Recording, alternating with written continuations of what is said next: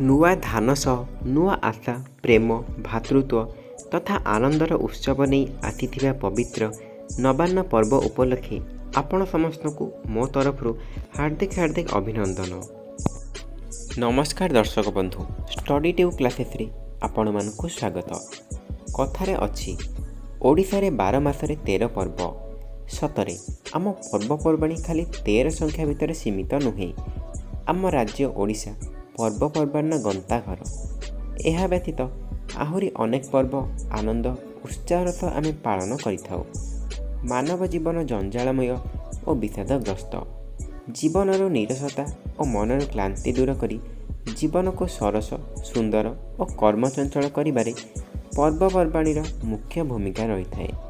ପର୍ବପର୍ବାଣି ଗୁଡ଼ିକ ମଧ୍ୟରେ ନୂଆଖାଇ ହେଉଛି ଗୋଟିଏ ଅନ୍ୟତମ ପର୍ବ। ତ ଡେରି ନକରି ଚାଲନ୍ତୁ ଆଜି ନୂଆଖାଇ ବିଷୟରେ କିଛି କଥା ଜାଣିବା। ଇଷ୍ଟଦେବୀଙ୍କୁ ବର୍ଷର ପ୍ରଥମ ଅନ୍ନ ସମର୍ପଣ କରି ଖାଇବାର ପର୍ବ ହେଉଛି ନୂଆଖାଇ ପର୍ବ। ଭାଦ୍ରବ ମାସ ଶୁକ୍ଳପକ୍ଷ ପଞ୍ଚମୀ ତିଥିରେ ଏହି ପର୍ବ ପାଳନ କରାଯାଏ। ତା ପୂର୍ବଦିନ ବିଦ୍ୟାଦାତା ଓ ବିଘ୍ନ ବିନାଶକ ଶ୍ରୀ ଗଣେଶଙ୍କ ପୂଜା ଉତ୍ସବ ପାଳନ ହୋଇଥାଏ। ନୂଆଖାଇରେ ମା ବସୁମତୀଙ୍କ କୃତଜ୍ଞତା ଜ୍ଞାପନ କରିବା ସ୍ୱରୂପ ବର୍ଷର ପ୍ରଥମ ଫସଲର ନୂଆ ଧାନ କେଣ୍ଡା ଓ ନୂଆ ଚୂଡ଼ାକୁ ଏକ ନୂଆ ହାଣ୍ଡିରେ ଭୋଗ କରାଯାଏ। ଘରର ଇଷ୍ଟଦେବୀ ଓ ମହାଲକ୍ଷ୍ମୀଙ୍କୁ ପୂଜା କରାଯାଇଥାଏ। ନୂଆଖାଇ ବା ନବାନ୍ନ ଭକ୍ଷଣ ଉପଲକ୍ଷେ କି ଧନୀ କି ଦରିଦ୍ର ସମସ୍ତେ ଘର ସଜାସଜି କାମରେ ଲାଗି ପଡ଼ନ୍ତି। ଘରର ମା, ଝିଅ ଓ ବୋହୂମାନେ ଠାକୁର ଘରଠାରୁ ଆରମ୍ଭ କରି ସମସ୍ତ ଘରଦ୍ୱାର ଦାଣ୍ଡପିଣ୍ଡାକୁ ଲିପାପୋଛା କରନ୍ତି।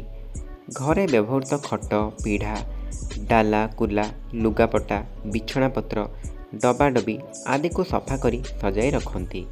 ପୁରପଲ୍ଲୀଠାରୁ ଆରମ୍ଭ କରି ସହର ଯାଏ ନରନାରୀମାନେ ଦୋକାନ ବଜାରରେ କିଣାବିକା କରିବାରେ ଲାଗି ପଡ଼ନ୍ତି। ମିଠା ଓ ପିଠାପଣା ପାଇଁ ଚାଉଳ, ନଡ଼ିଆ, ଘିଅ, ଗୁଡ଼ ଯୋଗାଡ଼ କରାଯାଏ। ପୂଜା ପାଇଁ ଧୂପ, ଦୀପ, କର୍ପୂର, ବସ୍ତ୍ର ଓ ପରିଧାନ ପାଇଁ ନୂଆ ଲୁଗା କିଣାକିଣିରେ ଗହଳି ଚହଳି ଜମି ଉଠେ। ପରିବାପତ୍ର ହାଟରେ ଲୋକଭିଡ଼ ହୁଏ। ନୂଆଖାଇ ପୂର୍ବରୁ ଲୋକମାନଙ୍କ ଭିତରେ ଆନନ୍ଦ ଓ ଉଲ୍ଲାସ ଭରି ରହିଥାଏ। ପ୍ରସ୍ତୁତି ଭିତରେ ସମସ୍ତେ ବ୍ୟସ୍ତ ଥିବା ବେଳେ ସେହି ଆନନ୍ଦର ଦିନ ନୂଆଖାଇ ଆସି ପହଞ୍ଚିଯାଏ। ସେଦିନ ସୂର୍ଯ୍ୟୋଦୟ ପୂର୍ବରୁ ସମସ୍ତ ନରନାରୀ ଶଯ୍ୟା ତ୍ୟାଗ କରି ନିତ୍ୟକର୍ମ ସାରନ୍ତି। ସଫା ଲୁଗା ପିନ୍ଧି ପୂଜା ସାମଗ୍ରୀ ସଜାଡ଼ନ୍ତି। ଘରର ମୁଖିଆ ନୂଆ ଲୁଗା ପରିଧାନ କରି ପୂଜା ପାଠରେ ବସନ୍ତି। ସମସ୍ତେ ନୂଆ ଲୁଗା ପିନ୍ଧନ୍ତି। ପିତୃପୁରୁଷଙ୍କୁ ପିଣ୍ଡଦାନ ପରେ ନୂଆ ଧାନ କେଣ୍ଡା ଓ ଚୂଡ଼ା, ପିଠାପଣା ଦେବଦେବୀଙ୍କୁ ସମର୍ପଣ କରି ପୂଜା କରାଯାଏ। ଧୂପ, ଦୀପ, ଚନ୍ଦନ, କର୍ପୂର ବାସ୍ନାରେ ଘର ମହକି ଉଠୁଥାଏ। ଶଙ୍ଖ, ହୁଳହୁଳି, ଘଣ୍ଟ ଘଣ୍ଟା ନାଦରେ ଘର ଓ ଅଗଣା ଦୁଲୁକି ଉଠେ। ପୂଜା ଶେଷରେ ଘରର ସମସ୍ତେ ଗୋଟିଏ ସ୍ଥାନରେ ବସନ୍ତି। ଦେବୀ ଦେବତାଙ୍କ ପାଖରେ ଲଗାଯାଇଥିବା ଭୋଗରେ ନୂଆ ଚୂଡ଼ା, ଘିଅ, ମହୁ, ଗୋରସ, ଗୁଡ଼ ଓ କଦଳୀ ମିଶାଇ ପ୍ରସାଦ ପ୍ରସ୍ତୁତ କରାଯାଏ। ସମସ୍ତେ ପୂର୍ବ ଦିଗକୁ ମୁହଁ କରି ବସି ପତ୍ରର ଚଉତିରେ ବଢ଼ା ହୋଇଥିବା ଏହି ପ୍ରସାଦକୁ ସେବନ କରନ୍ତି। ତାପରେ ସାନମାନେ ବଡ଼ମାନଙ୍କୁ ମୁଣ୍ଡିଆ ମାରି ଜୁହାର ହୁଅନ୍ତି।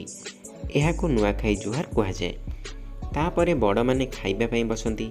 ଘରେ ତିଆରି ହୋଇଥିବା ପିଠାପଣା, କ୍ଷୀରି, ପୁରୀ, ମିଠା ତଥା ଭଳିକି ଭଳି ଡାଲି ତରକାରୀ ପ୍ରସାଦ ରୂପେ ସେବନ କରି ସମସ୍ତେ ଆନନ୍ଦ ଉପଭୋଗ କରନ୍ତି। ନୂଆ ଖାଇସାରି ଘରର ଝିଅ ବୋହୂମାନେ ରଙ୍ଗ ବେରଙ୍ଗ ପୋଷାକ ପିନ୍ଧି ବାହାରି ପଡ଼ନ୍ତି ନୂଆଖାଇ ଭେଟଘାଟ ପାଇଁ।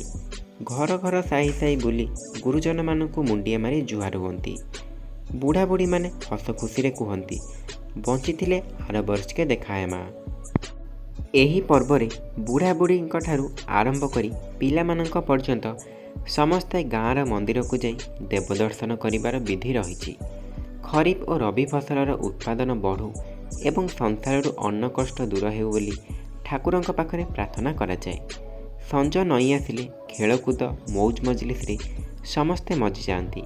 ଘୁମୁରା ନାଚ, ଭଜନ କୀର୍ତ୍ତନ, ନାଟ ତାମସା ଓ ଖିଆପିଆରେ ଲୋକେ ନିଜକୁ ହଜାଇ ଦିଅନ୍ତି। ବିଶେଷ କରି ଆଦିବାସୀ ସମ୍ପ୍ରଦାୟ ଲୋକଙ୍କ ନାଚ ଗୀତ ଓ ବାଦ୍ୟ ବେଶ୍ ଆନନ୍ଦଦାୟକ ହୋଇଥାଏ। ସେମାନେ ଏହି ପର୍ବକୁ ଉତ୍ସାହ ଓ ଉଦ୍ଦୀପନା ମଧ୍ୟରେ ପାଳନ କରିଥାନ୍ତି। ନୂଆଖାଇ ଏକ ସାମାଜିକ ଓ କୃଷିଭିତ୍ତିକ ପର୍ବ।